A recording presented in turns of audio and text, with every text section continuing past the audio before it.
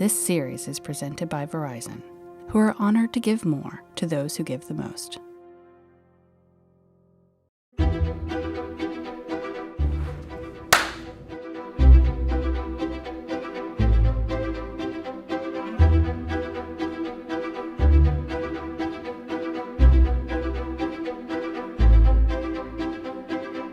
Well, you young Americans.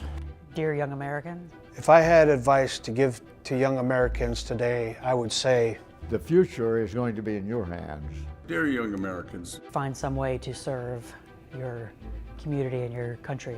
Dear young American. Make sure that you are physically and mentally strong.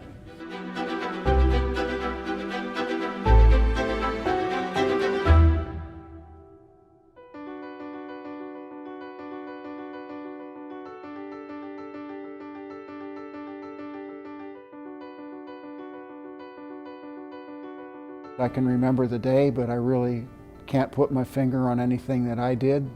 I happened to be the lieutenant, which means you're in command. You certainly weren't in charge. But in terms of saying this is the magic moment, I don't have one of those in my mind, because it all just flows together.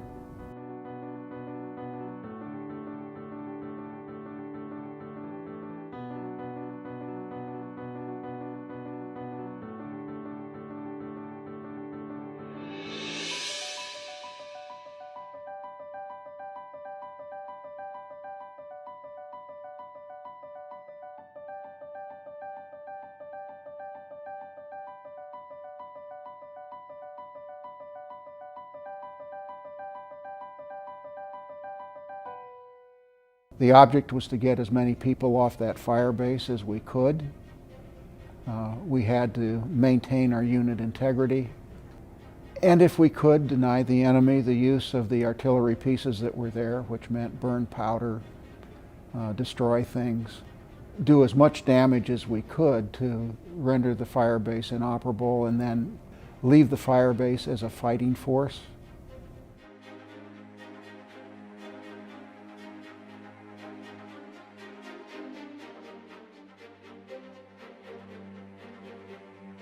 There's two different parts to my story. There's the day of the action, and then there was the next 8 days. And then you just have to keep reacting and moving and doing.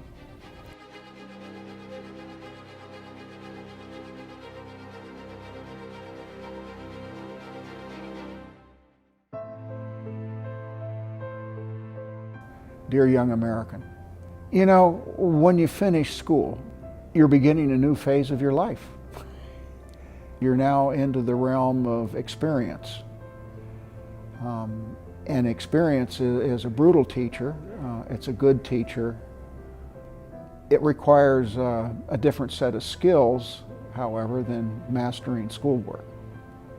Usually means working, starting at the bottom level, learning the basics of a job rather than what the book says. And learning what goes wrong. Just because you expect a certain process or a certain project to turn out a certain way, that it doesn't always turn out the way you expected in the beginning. So you're always adjusting, you're always trying something else. You have to keep going, you can't quit. As you go on, it's your experience that grows into your base of knowledge. It's not so much the book learning. But in the beginning, you really don't know how the whole operation works.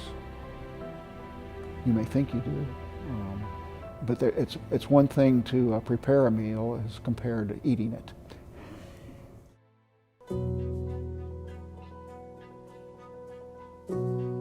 The most important thing you do is say thank you.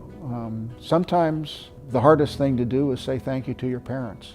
When I left high school and was going to college, I said goodbye, Mom and Dad. I didn't say thank you for getting me here. As I've gotten older, I find myself saying thank you to a lot more people than I did when I was younger. I've come to a much deeper appreciation that I didn't get to where I am really by myself, but only through a lot of efforts of other people, younger and older now, that enabled me to try, to work through, to to fail, to pick myself up and try again. And so I find myself saying thank you.